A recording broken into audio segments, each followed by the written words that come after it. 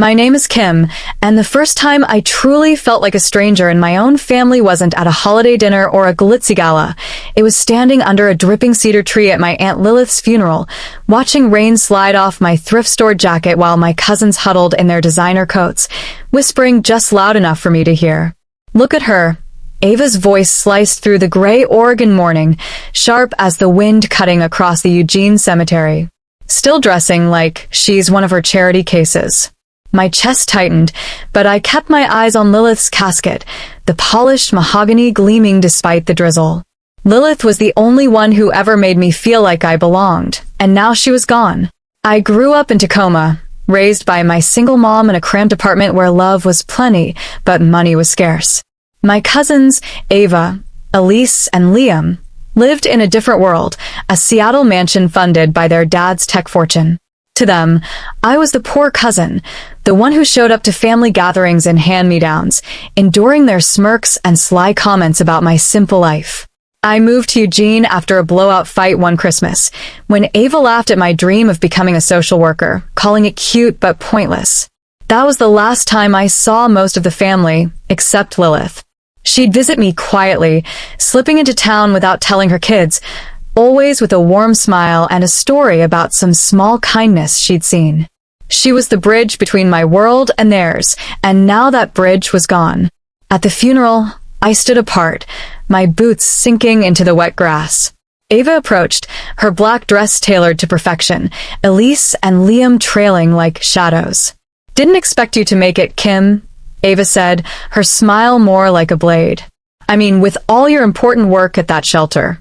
She spat the word like it tasted bad. "It's a community center, Ava," I replied, my voice steady despite the heat rising in my cheeks. "Hope Haven." Lilith volunteered there too. Liam snorted, adjusting his silk tie. "Lilith? At a place like that? Please." She had taste. I swallowed the truth. Lilith had spent every Wednesday sorting clothes and counseling women at Hope Haven, her Chanel scarf swapped for a faded sweater, her laughter filling the center's modest halls. She'd asked me to keep it secret, away from her judgmental children. "We're heading to the will reading," Elise said, glancing at her phone, her tone softer but still distant. "The lawyer's waiting." I stepped forward, but Ava's manicured hand stopped me. "Oh, Kim, didn't anyone tell you? It's for immediate family only." Her eyes gleamed with something cruel. "I'm her niece," I said, my voice cracking. "Lilith was my mom's sister." "Sure," Liam drawled, "but we all know how Lilith felt about your side of the family. Always scraping by, weren't you?" Elise shifted uncomfortably, avoiding my gaze. "It's just the lawyer was specific," she mumbled. "We wouldn't want to waste your time," Ava added, her smile sharp enough to cut glass. "I mean, what could Lilith possibly leave to someone who spent their days handing out blankets to strays?" Their heels clicked on the stone path as they walked away, leaving me under the cedar shadow. An older woman approached, her gray hair tucked under a simple hat. "I couldn't help overhearing," she said softly. "I'm Marjorie. I volunteered with Lilith at Hope Haven." My throat tightened. "You knew her there?" Marjorie nodded, her eyes kind. "She talked about you all the time, Kim. Said you were the only one who got what really mattered. She was so proud of you." Before I could respond, my phone buzzed. A text from Lena, Hope Haven's director. "Need you at the center, ASAP. Found something Lilith left for you." I glanced at my cousins' retreating figures, their laughter echoing across the cemetery. "She actually thought she'd get something," Liam's voice carried, smug and cold. "As if Lilith would leave anything to someone who can't even afford a decent coat." My hands clenched, but Marjorie's words anchored me. I squeezed her hand. "Thank you," I whispered. "You have no idea how much I needed that today." As I walked to my beat-up Subaru, parked among their sleek SUVs, I felt a flicker of something. Anger, yes, but also resolve. Lilith had always said timing was everything, and something told me she wasn't done with me yet. Driving through Eugene's rain-slicked streets, I couldn't shake the sting of Ava's words or the smug curl of Liam's smirk. Hope Haven's faded sign came into view, a beacon of warmth against the gray morning. The community center was a squat brick building, its paint peeling but its windows glowing with life. Inside, the scent of fresh coffee and cinnamon rolls wrapped around me like a hug, a stark contrast to the cold cemetery. Lena, the director, rushed over, her gray curls bouncing. "Kim, you're here. How was the funeral?" I hung my coat, forcing a wry smile. About as warm as you'd expect. My cousins made sure I knew my place.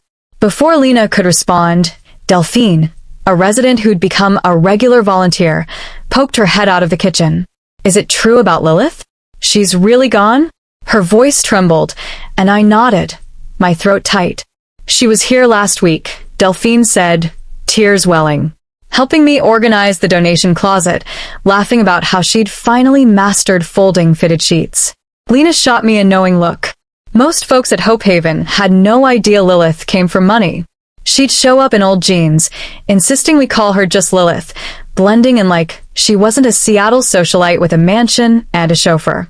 "She didn't want the spotlight," I said, following Lena to her office. "Always brought those amazing cinnamon rolls and swore they were from the bakery down the street."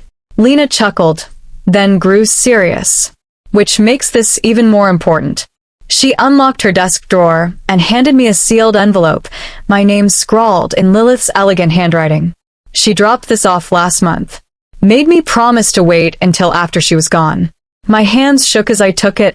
"She came by that day," Lena continued softly. "Told me she'd been diagnosed with cancer 6 months ago. Said she had loose ends to tie up." I sank into a chair, the envelope heavy in my hands. Lilith never told me she was sick. I traced her handwriting, remembering the first time she showed up at Hope Haven, years ago. I'd been sorting donations, laughing with a resident. When I heard her voice, I knew that laugh sounded familiar. She stood in the doorway, wearing a faded sweater, no trace of her usual pearls. "Don't worry, Kim," she'd said, seeing my shock. "I'm not here to spill secrets to the family." That day, she stayed for hours, helping me pack care kits for new arrivals.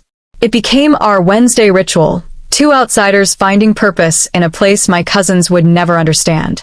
"Open it," Lena urged, as voices rose in the hallway, 2 residents arguing over a shared bathroom schedule.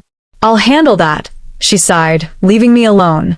I broke the seal, unfolding Lilith's letter. "My dearest Kim, if you're reading this, I'm gone. Don't mourn too long. We both know I lived on my terms. What matters now is my legacy, and I trust it to you. My children will be at the will reading, expecting their inheritance. What they don't know is I changed my estate plan months ago. Enclosed is the deed to Hope Haven's building. I bought it when the landlord threatened to sell. It's yours now with an endowment to keep it running. There's more to come, but let the reading play out. The best lessons come from unexpected moments. All my love, Lilith. P.S. Check the cinnamon roll tin in the kitchen. I left my recipe there. Those women deserve the real thing." Tears blurred my vision as I pulled out the deed. Lena returned, closing the door. "You okay?" I handed her the letter, watching her eyes widen. "She bought the building?" She whispered. "She knew we were at risk of closing." I wiped my eyes. All those times she was sorting clothes, she was planning this. My phone buzzed, a text from Elise. "Well, reading tomorrow. Not that it concerns you." Lena read it over my shoulder, scoffing. "What's your plan?" I tucked the letter and deed into my bag, thinking of Lilith's words about timing. First, I'm checking that cinnamon roll tin. Then, I'm waiting for Lilith's moment. Back home in my tiny Eugene apartment, I spread Lilith's documents across my kitchen table. Tucked inside the envelope was a USB drive. My hands trembled as I plugged it into my laptop. A video file appeared, dated 2 months ago. Lilith's face filled the screen, tired but fierce. "Hello, Kim," she began, her voice steady. "If you're watching this, you've found the deed. But there's more." I paused the video, my heart racing. Her presence felt so real. It hurt. Then my phone buzzed again. "Ava this time. Hope you're not too upset about missing the reading. What did you expect?" I hit play. "Tomorrow, my children will hear what they think is mine," Lilith continued. "They'll fight over the house, the investments, the things they value. But my real will, filed last month, leaves everything to you, the shelter, the house, the investments. Not out of spite, but because you understand what I did. Real wealth is in the lives we touch. A knock at my door startled me. Through the peephole, I saw Elise, shifting nervously. "Kim, I know you're home," she called. "Your car's outside." I closed my laptop, my pulse racing, and opened the door, ready for whatever came next. Elise stood in my apartment's cramped living room, her designer coat out of place against my second-hand couch. "I just wanted to make sure you're okay," she said, but her eyes darted to the papers on my table, Lilith's deed and letters. "It's not personal, the will reading thing." I raised an eyebrow, gesturing to the couch. "Isn't it?" She perched on the edge, uncomfortable. "Ava and Liam think it's better if you're not there. They're worried you'll cause a scene." I almost laughed. "When have I ever caused a scene, Elise?" She flushed, looking away. "They think Lilith was off in her last years, spending time at that center, wearing those old clothes. Liam says she wasn't thinking straight." I thought of Lilith's video, her sharp eyes and clear voice. She'd been anything but confused. "Did she seem off to you?" I asked. Elise hesitated, then spotted the USB drive. "What's all this?" I gathered the papers quickly. "Work stuff." She stood, pacing. "Ava's already talking about selling the center's land. Says it's prime real estate, worth millions." My heart lurched, but I kept my face neutral. "Is she now?" Elise paused at the door. "Just don't get your hopes up, okay? It's better that way." She left, her words hanging heavy in the air. The next morning, I parked around the corner from the law office in downtown Eugene, a sleek building that screamed money. Through the windows, I saw Ava, Elise, and Liam in the conference room, already bickering. Ava gestured wildly, probably claiming Lilith's art collection. My phone lit up with a text from Lena. "Vulture circling yet?" I replied with a photo of Liam slamming the table, captioning it, "You have no idea. I wasn't supposed to be here, but I needed to see this unfold." Lilith's words about timing echoed in my mind. The lawyer, Mr. Thompson, entered with a thin folder, the will they expected. From my car, I watched Ava's face redden as he read. She snatched the paper, her voice carrying through the cracked window. "This is it? One page." Elise pressed her hands to her face, while Liam paced like a trapped animal. "This is the only will we have," Thompson said calmly. "It states all estate matters are handled by another attorney, Sandra Ellis." "Who the hell is Sandra Ellis?" Liam bellowed. "I've never heard of her," Ava snapped, scrolling her phone, likely searching Sandra's name. "This doesn't add up," Elise whispered. "The house alone is worth millions." My phone rang. "Are you watching?" Sandra's voice was crisp, no nonsense. From my car. "They're losing it." "Good," she said. "Meet me at my office now." It's time for phase 2. I started my car as Ava stormed out, mascara streaking her cheeks, too distracted to notice me. Sandra's office was across town, a modest brick building far from the law office's gleam. She greeted me with a warm smile. Right on schedule. Her phone rang, and she put it on speaker. Sandra Ellis speaking. Liam's voice boomed. "What kind of game are you playing? Where's our mother's real will?" "I've been expecting your call," Sandra replied smoothly. "I'm free at 4 p.m. today. Will you all attend? We'll be there with our lawyer." Ava cut in. "Wonderful," Sandra said. "And your cousin Kim will be joining us." The line went silent. "Kim?" Elise's voice was small. "What does she have to do with this?" "All will be explained at 4 o'clock, Sandra said, hanging up. She turned to me, eyes twinkling. "Lilith predicted they'd react like this. They'll try to paint you as a schemer who manipulated her, but we've got the video, the letters, and 5 years of witnesses." I touched the locket Lilith gave me last Christmas, a tiny note inside reading, "Truth is the greatest gift." "I don't care about the money," I said. "I just want to protect her legacy." Sandra smiled. "The money is her legacy, Kim. She trusted you to use it right." As we prepared for the meeting, my phone buzzed with a group text from my cousins. "Whatever you did to Lilith, we'll expose you."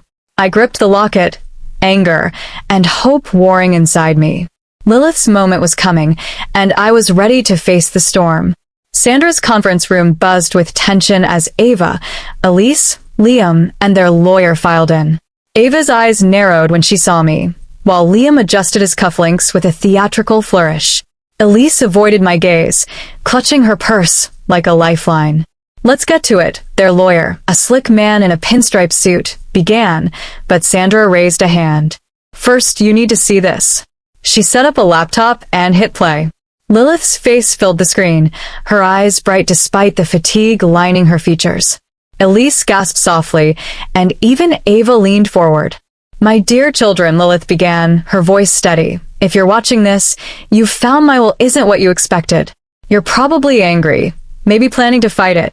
Liam shifted, his jaw tight. For years, I watched you chase status, treating kindness as weakness and compassion as folly. You mocked Kim for her work at Hope Haven, never knowing I was there every Wednesday, serving alongside her. That's absurd, Ava scoffed. Mom at a place like that? Check my calendar, Lilith continued, as if she'd heard her. Every Wednesday for 5 years. Ask the women at the center. While you were at galas, I was helping survivors rebuild their lives. Elise whispered, the old sweaters you said she was just eccentric. Lilith's voice grew firm. I've left everything to Kim, the center, the house, the investments, because she understands what real wealth is. Not out of spite, but trust. This is outrageous. Their lawyer sputtered. She was clearly manipulated. Sandra slid a thick folder across the table. 5 years of volunteer logs, witness statements, and medical evaluations proving Lilith's sound mind. I spoke for the first time, my voice quiet but steady. There's more. I pulled out my phone, showing photos. Lilith serving meals at Hope Haven, teaching a budgeting class, laughing with a resident over a tray of cinnamon rolls. Elise grabbed the phone, swiping through, her hands trembling. Why didn't she tell us? Would you have listened? I asked softly. Or would you have called it a phase like you did with me? Ava pointed at me, mascara smearing. You turned her against us. Did I? I held her gaze. Here's Lilith last Christmas, helping a woman move into her first apartment after escaping abuse. Here she is tutoring Delphine for her GED. Delphine, who'd slipped into the room with other residents, spoke up. Lilith saved my life. Not with money but time. She believed in me when no one else did. One by one, residents shared stories, Lilith's budgeting tips, her quiet encouragement, her cinnamon rolls that tasted like home. Ava's face crumpled, and Liam's bravado faltered. This is ironclad, Sandra said. Contest it, and you'll lose years in court while Hope Haven thrives. Liam stood, fists clenched. This isn't over. But Elise stayed seated, staring at the photos. Wait, she said, her voice breaking. I want to see the center.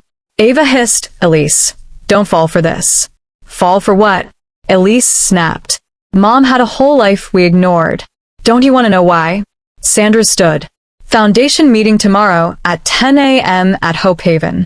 Anyone who wants to understand Lilith's legacy is welcome. Liam stormed out, but Elise met my eyes, a flicker of resolve in hers. As they left, Sandra turned to me. Lilith said Elise would crack first. I touched the locket, Lilith's note echoing. Truth is the greatest gift. I felt it now, not just the weight of her trust, but the power to show my cousins who she really was. Let's finish this, I said, ready for tomorrow's reckoning. The next morning, I arranged Lilith's cinnamon rolls on a tray in Hope Haven's meeting room, their warm scent filling the air. Lena helped me set up a photo display, dozens of pictures of Lilith at the center, laughing with residents, teaching classes, planting flowers in the garden. Think they'll show? Lena asked, glancing at the door. If they do, they might bring lawyers, I said, adjusting a frame. Then we'll offer the lawyers cinnamon rolls, Lena quipped, and we both laughed, easing the knot in my chest. At 10 a.m., Elise walked in, trading her usual heels for jeans and a sweater. Her eyes were red, like she'd been crying. I brought coffee, she said awkwardly, holding up a carrier. French vanilla, extra cream. Lilith's favorite. I smiled, surprised. You remembered. Before I could say more, Ava appeared, looking out of place in flats. This doesn't mean I agree with any of this, she announced, clutching her purse. I'm here to protect our interests. I offered her a cinnamon roll. Lilith's recipe. Ava froze. These are her Christmas rolls. She stopped making them years ago, said she was too busy. She made them here every week, I said. said they tasted like home for the women. Ava sank into a chair, taking a roll, her hands trembling. Elise sat beside her, passing her a coffee. Liam's not coming, Elise said quietly. He's with lawyers, planning to contest the will. I opened Lilith's volunteer log. Every Wednesday for 5 years, she never missed a day, even when she was sick. Sick? Ava's head snapped up. Delphine, entering with other residents, nodded. Lilith helped me get my GED, tutored me every week, even when she looked tired. Another woman added, she taught me how to budget, helped me open my first bank account. Marjorie, the volunteer from the funeral, stepped forward. I helped Lilith keep her secret. She'd change into old clothes in my office before coming here. Ava's voice shook. Why didn't she tell us? You mocked me for working here, I said gently. Called it a waste, said I was embarrassing the family. Elise whispered, we were wrong. Lena led us to the kitchen, where a plaque read, Lilith's Teaching Kitchen, where women feed their souls. Lilith funded this last year, Lena said. Said every woman deserves a place to create. Ava stared at the plaque, then at the roll in her hand. She spent her money on this instead of us? No, I corrected. She invested in lives, including yours, if you'll let her. Elise spoke up. The foundation. What's it involve? I showed them Lilith's blueprints, expanding Hope Haven with a daycare, job training, and counseling. She wanted a family legacy, but not the kind you're used to. I'm in, Elise said firmly. I want to know who she was. Ava silenced her buzzing phone, probably Liam, and looked at the women around us. Show me what she did here, she said softly. Weeks later, outside the Eugene courthouse, I waited for Sandra, clutching 2 coffees Elise had brought. You're testifying against Liam? I asked, surprised. I've been volunteering at Hope Haven, Elise said. I get it now. Mom was incredible. Ava's car pulled up, and she stepped out in a simple suit. Liam's inside with his lawyers. I'm testifying for you. In court, Sandra presented Lilith's video, volunteer logs, and resident testimonies. Delphine's voice shook. Lilith saved my life with her time, her belief in me. Elise testified. Mom wasn't manipulated. We were just blind. Ava played a voicemail from Lilith. I saw a woman at the center today start over with nothing but courage. That's real strength, Ava. I hope you see it someday. Liam's lawyer faltered as residents stood, each sharing Lilith's impact. The judge dismissed the case, affirming Lilith's will. Outside, Ava and Elise hugged me, tears streaming. Liam's car sped away, but I felt no anger, only hope. Months later, Hope Haven's new wing opened, gleaming with a daycare, counseling rooms, and a computer lab. Ava taught cooking classes, Elise chased kids in the daycare, and Liam, after a quiet visit, took on the financial education program, moved by a photo of him and Lilith balancing her checkbook as a child. In the new teaching kitchen, we shared Lilith's cinnamon rolls, her final note tucked in the tin, for when the family's whole again. Love is patient. As laughter filled the center, women learning, children playing, I felt Lilith's legacy alive around us. To everyone who's followed this journey, thank you. Lilith taught me that real wealth isn't money, it's the lives we touch, the second chances we give, the family we build. Here's to every single crumb of it.